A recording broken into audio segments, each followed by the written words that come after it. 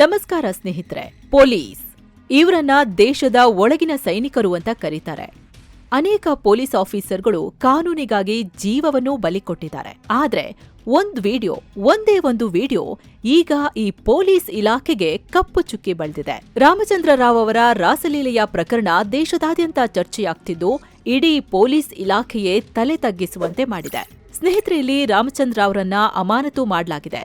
ತನಿಖೆ ನಡೆಸೋಕು ಕೂಡ ಆದೇಶ ಕೊಟ್ಟಿದ್ದಾರೆ. ಆದ್ರೆ ಇಡೀ ರಾಜ್ಯದ ಜನ ಕೇಳ್ತಿರೋ ಪ್ರಶ್ನೆ ಒಂದೇ, ಬರೀ ಸಸ್ಪೆಂಡ್ ಮಾಡಿದ್ರೆ ಸಾಕಾ? ಸಾಮಾನ್ಯ ಜನ ತಪ್ಪು ಮಾಡಿದ್ರೆ ಎಫ್ಐಆರ್ ಹಾಕಿ ಒದ್ದು ಜೈಲಿಗೆ ಹಾಕ್ತಾರೆ. ಅದೇ ಪೊಲೀಸರು ತಪ್ಪು ಮಾಡಿದ್ರೆ ಅವರಿಗೆ ಇಷ್ಟೇ ಸಾಕಾ ಅಂತ ಕೇಳ್ತಿದ್ದಾರೆ. ಈ ವರದಿಯಲ್ಲಿ ಈ ಕೇಸ್ನ ಕಂಪ್ಲೀಟ್ ವಿಷಯ ತಿಳ್ಕೊಂಡ್ ಬರೋಣ. ಅಸಲಿಗೆ ಪೊಲೀಸರು ತಪ್ಪು ಮಾಡಿದ್ರೆ ಏನ್ ಶಿಕ್ಷೆ? ಅಮಾನತು ಮಾಡಿದ್ರೆ ಎಲ್ಲ ಸರಿ ಹೋಗುತ್ತಾ? ರಾಮಚಂದ್ರ ರಾವ್ ಅವರನ್ನ ವಜಾ ಮಾಡೋಕೆ ಯಾಕಾಗ್ತಿಲ್ಲ? ಎಲ್ಲವನ್ನ ಎಳೆಯಾಗಿ ಬಿಚ್ಚಿಡ್ತೀವಿ. ಕಡೆ ತನಕ ಮಿಸ್ ಮಾಡದೆ ನೋಡಿ. ಅಮಾನತು ಅನ್ನೋದೇ ಶಿಕ್ಷೆನಾ? ಸ್ನೇಹಿತರೆ, ಯಾವುದೇ ಅಧಿಕಾರಿಗಳು ತಪ್ಪು ಮಾಡಿದಾಗ ಅಲ್ಲಿ ಮೊದಲು ಕೇಳಿಬರೋ ಮಾತು ಸಸ್ಪೆಂಡ್. ಸಾರ್ವಜನಿಕರ ಆಕ್ರೋಶನ ಕಡಿಮೆ ಮಾಡೋಕೆ ಸರ್ಕಾರಗಳು ಈ ಅಸ್ತ್ರ ಪ್ರಯೋಗ ಮಾಡ್ತಿವೆ. ಇದನ್ನ ನೋಡಿದ ಕೂಡ್ಲೆ ಸರ್ಕಾರ ಸಸ್ಪೆಂಡ್ ಮಾಡ್ಬಿಡ್ತು, ಪಾಠ ಕಲ್ಸಿದ್ದಾರೆ ಅಂತ ಜನ ಅಂದ್ಕೋತಾರೆ. ಆದ್ರೆ ಸತ್ಯ ಅದಲ್ಲ. ಕಾನೂನಿನ ಪ್ರಕಾರ suspension is not A punishment. ಅಮಾನತು ಅನ್ನೋದು ಶಿಕ್ಷೆಯಲ್ಲ. ಇನ್ನೊಂದು ವಿಷಯ ಏನ್ ಗೊತ್ತಾ? ಸಸ್ಪೆಂಡ್ ಆದ ತಕ್ಷಣ ಅವರ ಸಂಬಳ ಪೂರ್ತಿ ಕಟ್ಟಾಗಲ್ಲ. ಸರ್ಕಾರಿ ನಿಯಮಗಳ ಪ್ರಕಾರ ಅಮಾನತಾದ ಅಧಿಕಾರಿಗೆ ಮೊದಲ 3 ತಿಂಗಳು ಸಬ್ಸಿಸ್ಟೆನ್ಸ್ ಅಲವೆನ್ಸ್ ಅಥವಾ ಕನ್ನಡದಲ್ಲಿ ಜೀವನಾಧಾರ ಭತ್ಯೆ ಅಂತ ಹೇಳ್ಬೋದು, 50% ಸಂಬಳ ಕೊಡ್ತಾರೆ. ಅಂದ್ರೆ ಅರ್ಧ ಸಂಬಳ ಫಿಕ್ಸ್. ಯಾಕಂದ್ರೆ ತನಿಖೆ ಮುಗಿಯೋವರೆಗೂ ಅವರು ಅಪರಾಧಿ ಅಲ್ಲ, ಆರೋಪಿ ಅಷ್ಟೇ. ಹಾಗಾಗಿ ಅವರ ಜೀವನ ನಿರ್ವಹಣೆಗೆ ಅಂತ ಸರ್ಕಾರವೇ ಹಣ ಕೊಡುತ್ತೆ. ಇನ್ನೂ ವಿಚಿತ್ರ ಅಂದ್ರೆ 3 ತಿಂಗಳು ಕಳೆದ್ರೂ ತನಿಖೆ ಮುಗಿಲಿಲ್ಲ ಅಂದ್ರೆ ಈ ಭತ್ಯೆಯನ್ನ 75% ವರೆಗೂ ಹೆಚ್ಚು ಮಾಡೋ ಅವಕಾಶ ಕಾನೂನಿನಲ್ಲಿದೆ. ಸೊ ಟೆಕ್ನಿಕಲಿ ಹೇಳೋದಾದ್ರೆ ಕೆಲ್ಸ ಮಾಡದೇ ಇದ್ರೂ ಮನೆಯಲ್ಲೇ ಇದ್ರೂ ಅರ್ಧ ಸಂಬಳ ಗ್ಯಾರಂಟಿ. ನೀವಿಲ್ಲಿ ಕೇಳ್ಬೋದು, ಮತ್ಯಾಕ್ ಮಾಡ್ತಾರೆ, ಏನಿದ್ರ ಉದ್ದೇಶ ಅಂತ. ಅದಕ್ಕೆ 2 ಕಾರಣ ಇದೆ. ಮೊದಲಿಗೆ, ಒಬ್ಬ ಅಧಿಕಾರಿಯ ಮೇಲೆ ಗಂಭೀರ ಆರೋಪ ಬಂದಾಗ ಅವರು ಅದೇ ಪವರ್ಫುಲ್ ಹುದ್ದೆಯಲ್ಲೇ ಮುಂದುವರೆದ್ರೆ ಏನಾಗುತ್ತೆ? ಅವರು ತಮ್ಮ ಪವರ್ ಯೂಸ್ ಮಾಡಿ ಸಾಕ್ಷಿ ನಾಶ ಮಾಡಬಹುದು. ಸೊ ಅಮಾನತು ಮಾಡ್ತಾರೆ. ಹಾಗೆ ಇಲಾಖೆಯ ಮಾನ ಮರ್ಯಾದೆ ಉಳಿಸೋಕೆ. ನೀನು ಸದ್ಯಕ್ಕೆ ಆಫೀಸಿಗೆ ಬರೋದ್ ಬೇಡ, ಅಧಿಕಾರ ನಡೆಸೋದು ಬೇಡ, ಸುಮ್ನೆ ಮನೇಲಿರು ಅಂತ ಹೇಳಿ ಬೀಸೋ ದೊಣ್ಣೆಯಿಂದ ತಪ್ಪಿಸಿಕೊಳ್ಳೋದಕ್ಕೂ ಈ ಸಸ್ಪೆನ್ಷನ್ ಇರುತ್ತೆ. ಹೀಗಾಗಿ ಜನ ಇದನ್ನ ತಮಾಷೆ ಮಾಡ್ತಾರೆ. ಸರ್ಕಾರಿ ನೌಕರರಿಗೆ ಸಸ್ಪೆನ್ಷನ್ ಅಂದ್ರೆ ಪೇಯ್ಡ್ ಹಾಲಿಡೇ ಇದ್ದ ಹಾಗೆ ಅಂತ ಅನ್ನೋ ಉತ್ತರ ಕೊಡ್ತಾರೆ. ಕಾನೂನಿನ 2 ಕತ್ತಿಗಳು. ಹಾಗಿದ್ರೆ ಪೊಲೀಸರು ತಪ್ಪು ಮಾಡಿದ್ರೆ ಅವರಿಗೆ ಶಿಕ್ಷೆನೇ ಇಲ್ವಾ? ಖಂಡಿತ ಇದೆ. ಪೊಲೀಸ್ ಅಧಿಕಾರಿಗಳ ಮೇಲೆ ಪ್ರಮುಖವಾಗಿ 2 ರೀತಿಯಲ್ಲಿ ಅಸ್ತ್ರ ಪ್ರಯೋಗ ಮಾಡಲಾಗುತ್ತೆ. ಒಂದು, ಡಿಪಾರ್ಟ್ಮೆಂಟಲ್ ಎನ್ಕ್ವೈರಿ ಅಥವಾ ಇಲಾಖಾ ತನಿಖೆ. 2ನೇದು ಕ್ರಿಮಿನಲ್ ಪ್ರಾಸಿಕ್ಯೂಷನ್ ಅಥವಾ ಕ್ರಿಮಿನಲ್ ಮೊಕದ್ದಮೆ. ತುಂಬಾ ಜನಕ್ಕೆ ಈ 2ರ ವ್ಯತ್ಯಾಸ ಗೊತ್ತಿರಲ್ಲ.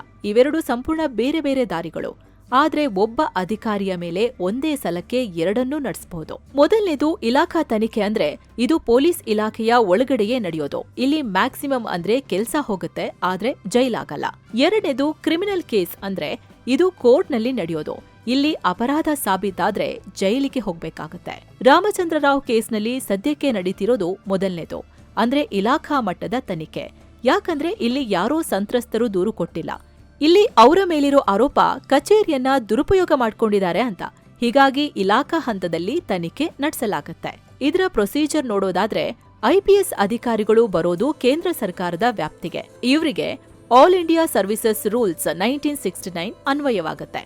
ಇದರ ಪ್ರಕಾರ ರಾಮಚಂದ್ರ ರಾವ್ ಅವರಿಗಿಂತ ಸೀನಿಯರ್ ಇರೋರನ್ನ ಅಥವಾ ಸಮಾನ ಹುದ್ದೆಯಲ್ಲಿರೋರನ್ನ ತನಿಖಾಧಿಕಾರಿಯಾಗಿ ನೇಮಕ ಮಾಡುತ್ತೆ.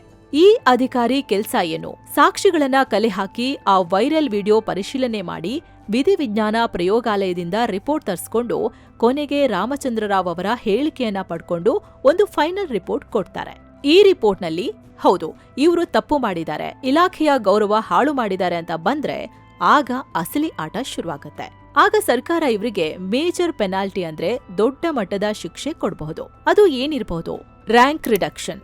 ಈಗಿರೋ DGP ಹುದ್ದೆಯಿಂದ IGP ಅಥವಾ ಅದಕ್ಕಿಂತ ಕೆಳಗಿನ ಹುದ್ದೆಗೆ ಇಳಿಸೋದು. ಇದೊಂದು ರೀತಿ ಅವಮಾನಕರ ಶಿಕ್ಷೆ. ಕಂಪಲ್ಸರಿ ರಿಟೈರ್ಮೆಂಟ್, ಕಡ್ಡಾಯ ನಿವೃತ್ತಿ. ಅಂದ್ರೆ ನಿಮ್ದು ಸೇವೆ ಸಾಕು ಸ್ವಾಮಿ, ದಯವಿಟ್ಟು ಮನೆಗೆ ಹೋಗಿ ಅಂತ ಕಳ್ಸೋದು. ಇದರಲ್ಲಿ ಒಂದು ಲಾಭ ಏನಂದ್ರೆ ಅವರಿಗೆ ಪೆನ್ಷನ್ ಸಿಗೋ ಚಾನ್ಸ್ ಇರುತ್ತೆ. ರಿಮೂವಲ್ ಫ್ರಮ್ ಸರ್ವಿಸ್, ಕೆಲ್ಸದಿಂದ ತೆಗೆದುಹಾಕೋದು. ಇದು ಕೂಡ ದೊಡ್ಡ ಶಿಕ್ಷೆ. Dismissal from service. ಇದು ಇಲಾಖೆಯಲ್ಲಿ ಕೊಡಬಹುದಾದ ಅತ್ಯಂತ ಉಗ್ರ ಶಿಕ್ಷೆ. ಇದನ್ನೇ ಬ್ರಹ್ಮಾಸ್ತ್ರ ಅಂತ ಕರೆಯೋದು. ಈಗ ಗೃಹ ಸಚಿವ ಪರಮೇಶ್ವರ್ ಅವರು ನೀಡಿರೋ ಸುಳಿವು ಕೂಡ ಇದೆ. ಹೌದು, ಸ್ವತಃ ಗೃಹ ಸಚಿವರೇ ಹೇಳಿದ್ದಾರೆ, ಬರೀ ಸಸ್ಪೆಂಡ್ ಅಲ್ಲ, ಡಿಸ್ಮಿಸ್ ಕೂಡ ಮಾಡ್ಬೋದು ಅಂತ. ಡಿಸ್ಮಿಸಲ್ ಅಂದ್ರೆ ಸುಮ್ನೆ ಅಲ್ಲ. ಒಬ್ಬ ಅಧಿಕಾರಿಯನ್ನ ಡಿಸ್ಮಿಸ್ ಮಾಡಿದ್ರೆ ಅವರಿಗೆ ಬರೋ ತಿಂಗಳ ಪೆನ್ಷನ್ ಶಾಶ್ವತವಾಗಿ ಕಟ್ ಆಗತ್ತೆ. ಅಲ್ಲದೆ ಗ್ರಾಚ್ಯುಟಿ ಸೇರಿದಂತೆ ಯಾವ ದುಡ್ಡು ಸಿಗಲ್ಲ. ಅತ್ಯಂತ ಮುಖ್ಯವಾಗಿ ಅವರು ಭವಿಷ್ಯದಲ್ಲಿ ಕೇಂದ್ರ ಅಥವಾ ರಾಜ್ಯ ಸರ್ಕಾರದ ಯಾವುದೇ ಕೆಲಸಕ್ಕೂ ಸೇರೋ ಹಾಗಿಲ್ಲ. ಅಂದ್ರೆ ಕೆರಿಯರ್ ಅಲ್ಲಿಗೆ ಫಿನಿಶ್. ಒಂದ್ ವೇಳೆ ರಾಮಚಂದ್ರರಾವ್ ಕೇಸ್ನಲ್ಲಿ ನೈತಿಕ ಅಧಪತನ ಸಾಬೀತಾದ್ರೆ ಈ ಡಿಸ್ಮಿಸ್ ಅಸ್ತ್ರ ಪ್ರಯೋಗ ಆಗೋ ಸಾಧ್ಯತೆ ದಟ್ಟವಾಗಿದೆ. ಜೈಲು ಕಂಬಿ ಎಣಿಸ್ತಾರಾ? ಇಲಾಖಾ ತನಿಖೆ ಬಿಡಿ, ಇವರು ಜೈಲಿಗೆ ಹೋಗ್ತಾರಾ ಅನ್ನೋದು ಬಹಳ ಜನರ ಪ್ರಶ್ನೆ. ಸೋಷಿಯಲ್ ಮೀಡಿಯಾದಲ್ಲಿ ಜನ ಕೇಳ್ತಿದ್ದಾರೆ, ಅದೇ ನಾವಾಗಿದ್ರೆ ಒಳಗ್ ಹಾಕ್ತಿದ್ರು, ಇವ್ರಿಗೇನು ಸ್ಪೆಷಲ್ ಅಂತ. ಇಲ್ಲಿ ಕಾನೂನು ಏನ್ ಹೇಳುತ್ತೆ ಅಂದ್ರೆ, ಅದು ಕ್ರಿಮಿನಲ್ ಕೇಸ್ ಆಗ್ಬೇಕಾದ್ರೆ ಅಲ್ಲಿ ಒಂದು ನಿರ್ದಿಷ್ಟ ಅಪರಾಧ ನಡೆದಿರ್ಬೇಕು. ಈ ವಿಡಿಯೋದಲ್ಲಿ ಇರೋ ಮಹಿಳೆ ಏನಾದ್ರೂ ಮುಂದೆ ಬಂದು ನನ್ನನ್ನ ಹೆದರಿಸಿ ಬೆದರಿಸಿ ಅಥವಾ ಪ್ರಮೋಷನ್ ಆಸೆ ತೋರಿಸಿ ಆಮಿಷ ಒಡ್ಡಿ ಬಳಸ್ಕೊಂಡ್ರು ಅಂತ ಕಂಪ್ಲೇಂಟ್ ಕೊಟ್ರೆ ಈಗ ಇದರ ಸ್ವರೂಪ ಬೇರೆ ಆಗತ್ತೆ. ಆಗ ಐಪಿಸಿ ಅಥವಾ ಈಗಿನ ಬಿಎನ್ಎಸ್ ಅಡಿಯಲ್ಲಿ ಅತ್ಯಾಚಾರ ಅಥವಾ ಲೈಂಗಿಕ ದೌರ್ಜನ್ಯದ ಕೇಸ್ ಬೀಳುತ್ತೆ. ಆ ಕೇಸ್ ಸಾಬೀತಾದ್ರೆ ಅರೆಸ್ಟ್ ಆಗೋದು, ಜೈಲಿಗೆ ಹೋಗೋದು ಗ್ಯಾರಂಟಿ. ಆದ್ರೆ ಆ ವಿಡಿಯೋ ನೋಡಿದ್ರೆ ಮೇಲ್ನೋಟಕ್ಕೆ ಅದು ಪರಸ್ಪರ ಒಪ್ಪಿಗೆಯಿಂದ ನಡೆದ ಹಾಗಿದೆ ಅಂತ ಕೆಲವರು ವಾದ ಮಾಡ್ತಿದ್ದಾರೆ. ಹೀಗಾಗಿ ಇಲ್ಲಿ ಜೈಲು ಶಿಕ್ಷೆ ದೂರದ ಮಾತು ಅನ್ನೋ ವಾದ. ಹಾಗಿದ್ರೆ ಇಬ್ರು ಒಪ್ಪಿ ಮಾಡಿದ್ರೆ ಅದು ಕ್ರೈಮ್ ಅಲ್ವಾ? ಪೊಲೀಸ್ ಯೂನಿಫಾರ್ಮ್ ಹಾಕೊಂಡು ಸರ್ಕಾರಿ ಕಚೇರಿಲಿ ಇದೆಲ್ಲ ನಡೆದ್ರೆ ಅಷ್ಟೇನಾ ಶಿಕ್ಷೆ ಅಂತ ಕೇಳ್ಬೋದು. ಸ್ನೇಹಿತರೆ, ಇಲ್ಲಿ ಇನ್ನೊಂದು ಕಾನೂನು ಇದೆ. ಇದನ್ನ ಪಬ್ಲಿಕ್ ಸರ್ವೆಂಟ್ ಕಂಡಕ್ಟ್ ರೂಲ್ಸ್ ಅಂತ ಕರೀತಾರೆ. ಸಾರ್ವಜನಿಕ ಸ್ಥಳದಲ್ಲಿ ಅಸಭ್ಯ ವರ್ತನೆ ಅಥವಾ ಸಾರ್ವಜನಿಕರಿಗೆ ಮುಜುಗರ ಉಂಟು ಮಾಡೋದು, ಇದರ ಅಡಿಯಲ್ಲಿ ಕೇಸ್ ದಾಖಲಿಸೋಕೆ ಅವಕಾಶ ಇದೆ. ಈ ಬಿಎನ್ಎಸ್ ಪ್ರಕಾರ ಅಶ್ಲೀಲತೆಯನ್ನ ಪ್ರದರ್ಶನ ಮಾಡೋದಕ್ಕೆ 2 ವರ್ಷ ಜೈಲು ಮತ್ತು 5,000 ದಂಡ ಇರುತ್ತೆ. 2ನೇ ಸಲ ಮಾಡಿದ್ರೆ 5 ವರ್ಷದ ತನಕ ಜೈಲು, 10,000ವರೆಗೆ ದಂಡ ಇರುತ್ತೆ. ಆದ್ರೆ ಇಲ್ಲಿ ಉದ್ದೇಶಪೂರ್ವಕವಾಗಿ ಅಶ್ಲೀಲತೆಯನ್ನ ಆ ಪೊಲೀಸ್ ಪ್ರದರ್ಶನ ಮಾಡಿಲ್ಲ, ಅದನ್ನ ಯಾರೋ ವೈರಲ್ ಮಾಡಿದ್ದಾರೆ. ಈ ವಿಷಯದಲ್ಲಿ ಕೋರ್ಟ್ ಏನ್ ನಿರ್ಧಾರ ತಗೊಳ್ಳುತ್ತೋ ನೋಡ್ಬೇಕು. ಆದ್ರೆ ರಾಮಚಂದ್ರರಾವ್ ಅವರು ಈ ತರ ಸುದ್ದಿ ಆಗ್ತಿರೋದು ಇದೇ ಮೊದಲಲ್ಲ. ಸಾಲು ಸಾಲು ಆರೋಪಗಳು ಇವರ ಬೆನ್ನ ಮೇಲಿವೆ. ಈ ಹಿಂದೆ 2025ರ ಆರಂಭದಲ್ಲಿ ಇವರ ಸಾಕು ಮಗಳು ನಟಿ ರನ್ಯಾ ರಾವ್ ಚಿನ್ನ ಕಳ್ಳ ಸಾಗಾಣೆ ಮಾಡಿ ಸಿಕ್ಕಿಬಿದ್ದಿದ್ರು. ಆಗ ರಾಮಚಂದ್ರರಾವ್ ತಮ್ಮ ಅಧಿಕಾರ ದುರುಪಯೋಗ ಮಾಡಿಕೊಂಡಿದ್ದ ಆರೋಪ ಬಂದಿತ್ತು. ಆಗ್ಲೂ ಸರ್ಕಾರ ಇವರನ್ನ ಕಡ್ಡಾಯ ರಜೆ ಮೇಲೆ ಕಳಿಸಿತ್ತು. ಇನ್ನು ಮೈಸೂರು ದರೋಡೆ ಪ್ರಕರಣ ಅಂದ್ರೆ 2014ನೇ ಇಸ್ವಿಯಲ್ಲಿ ರಾಮಚಂದ್ರರಾವ್ ಮೈಸೂರು ವಲಯದ ಐಜಿಪಿ ಆಗಿದ್ರು. ಆಗ ಬಸ್ನಲ್ಲಿ ಸಾಗಿಸಲಾಗ್ತಿದ್ದ 2 ಕೋಟಿಗೂ ಅಧಿಕ ಹಣ ರಾಬರಿ ಮಾಡಲಾಗಿತ್ತು. ಈ ಪ್ರಕರಣದಲ್ಲಿ ರಿಕವರಿ ಮಾಡಲಾಗಿದ್ದ ಹಣ ದುರ್ಬಳಕೆ ಮಾಡಿಕೊಂಡಿದ್ದಾರೆ ಅಂತ ಆರೋಪ ಇತ್ತು. ಆಗ್ಲೂ ಇವರನ್ನ ವರ್ಗಾವಣೆ ಮಾಡಲಾಗಿತ್ತು. ಈ ಪ್ರಕರಣದಲ್ಲಿ ಐಜಿಪಿ ಆಗಿದ್ದ ರಾಮಚಂದ್ರರಾವ್ ಅವರ ಪಾತ್ರದ ಬಗ್ಗೆಯೂ ಸಿಐಡಿ ತನಿಖೆ ನಡೆದಿತ್ತು.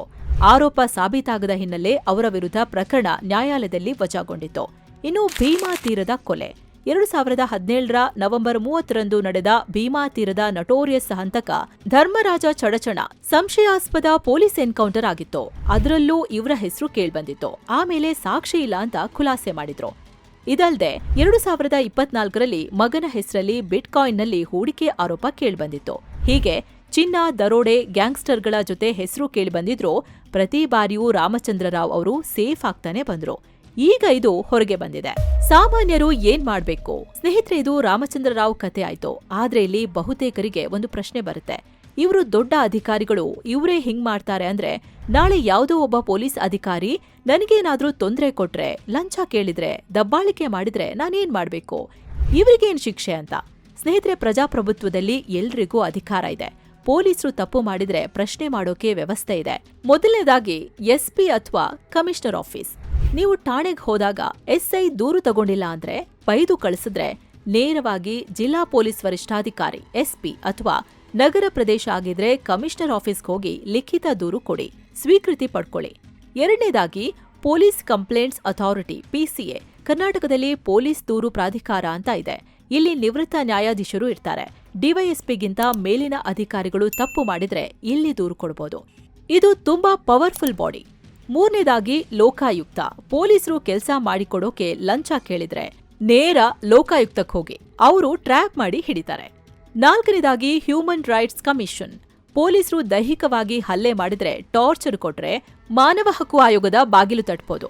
ನೆನ್ಪಿಡಿ, ಪೊಲೀಸರು ಕಾನೂನು ರಕ್ಷಕರಷ್ಟೇ, ಕಾನೂನಿಗಿಂತ ದೊಡ್ಡವರಲ್ಲ.